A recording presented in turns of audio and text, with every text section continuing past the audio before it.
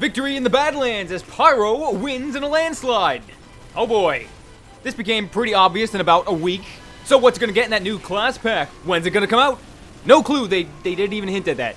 But there's something potentially pretty important in that blog post. A link to a website made by some of the top competitive Pyros. And that site directly points out some of the technical problems with the class. And just how buggy the flamethrower can be.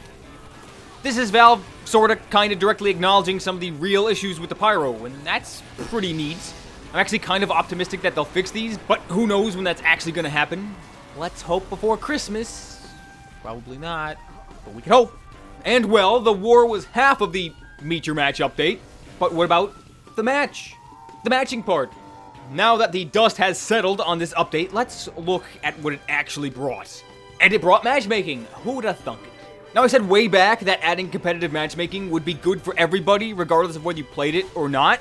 And boy, is my face red. I would have never thought that they'd completely revamp the whole quick play system and make everything vaguely competitive-esque. That whole process kind of seemed to rub most of the community the wrong way. This update got more bad feedback than any past update that I could think of. Of course, there was a lot of new equals bad, but there was a lot of legitimate criticism too. There was a penalty for abandoning casual, and the penalty for abandoning competitive was practically nothing. You couldn't pick the maps you wanted to play, and the wait times were usually pretty long. But those were mostly addressed in the following updates. But you still can't really search for Valve servers like you used to, and every time the round ends, you still have to go all the way back to the queue, and I think that's probably the most annoying thing. You can't just stay on the same server and wait for the map to change. I'm assuming that this whole thing is Valve's take on a more streamlined system that we've seen in other kind of games, and I actually kinda like it. I could just click some maps I want to play and walk away for 30 seconds and then come back and be in a game. But I definitely get why people still aren't a fan, and I really hope that they continue to try to improve this whole thing. But I don't think it was too bad. I don't think it affected the game as much as some people will claim it did. On the competitive side, we have it. That's a big step. Kinda sad we don't have 9v9 yet, but that'll probably happen at some point. But for me, the most disappointing part about this whole thing was probably the balancing. I could have dealt with the whole system not being up to snuff if we got a bunch of cool new weapon changes. And we got a few. But I was kind of expecting a lot. At least more. The past two major updates, Tough Break and Gunmetal, brought quite a bit more than this one did. Alright, so let's see. I like some of them. I really don't like some of the others, though I'm curious to know which ones you guys liked, but here's what I got. The shove on the short stop was weird and it didn't really add much to the weapon. The soda popper now builds hype through damage dealt and not running. I think this is a good thing because rewarding Scout for running around was kind of dumb. The Criticola makes you take mini crits for 2 seconds after the effects end, and that's pretty much nothing. The Sun on a Sticks buff was pointless, but at least they acknowledged its existence, I guess. The Righteous Bison is now probably one of the worst weapons in the game. The disciplinary action was nerfed very slightly, didn't really change too much. Direct fire damage now slows healing a little bit.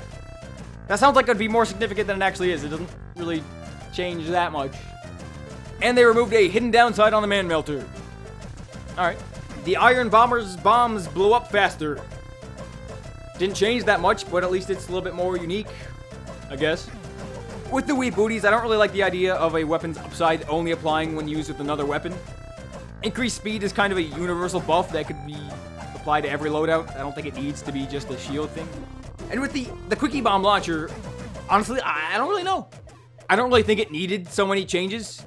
The Natasha and the Brass Beach changes were probably the worst thing to ever happen. Ever. I'm gonna boycott Valve. TF2 is dead, never gonna play the game ever again. I do like the Hou-Long Heater's new stats, though. They're pretty fun. Makes the gun more unique. And saying that they fixed a bug that made the Buffalo Steak better is it's like pouring salt on an open wound, you know? It also costs way less to build teleporters now. Neato. The buff to the Widowmaker is so small, I'm not even sure why it was added. Just 10% more damage against the person your sentry's targeting is pretty minuscule. And the Thompson was kind of buff nerfed. Oddly enough, nothing to do with the drains. Also, the short circuit was changed for the millionth time. Nothing really too major, though. And hey, the Eureka effect is finally good. It was a long journey, but you did it. If they were going to give all miniguns the ability to match faster speeds, I don't think nerfing the quick fix's uber rate was really that necessary. I think the overdose change is pretty good. It can actually be useful now. Hey, the Sydney Sleeper. I don't think its usage has gone up much, but it's actually pretty good. That weapon has a lot of things going for it right now. The thing with the Cozy Camper was that it would become very difficult to deal with a good sniper using one. So I don't think a nerf was out of line, but maybe they could have given it a little something to compensate. The Enforcer change might be pretty neat if it worked properly. It's supposed to ignore damage resistances, but it doesn't really seem to work on half of them. Also, they made the Spy faster. Whoa. I'm actually going to talk about this in another video, so stay tuned. Overall, sort of a mixed bag. Some of the balances were like they were thinking out of the box in the wrong way. I feel like the better fixes are usually the simpler ones. Not always, but a lot of the time. Maybe that's just me. But on the bright side, we know Pyro's getting an update, we know Heavy's getting an update, and we know new weapons. If that doesn't keep you from waiting to tie that noose just a little bit longer, I don't know what will. But hey, here's hoping Pyro gets what it needs in the next update. Alright.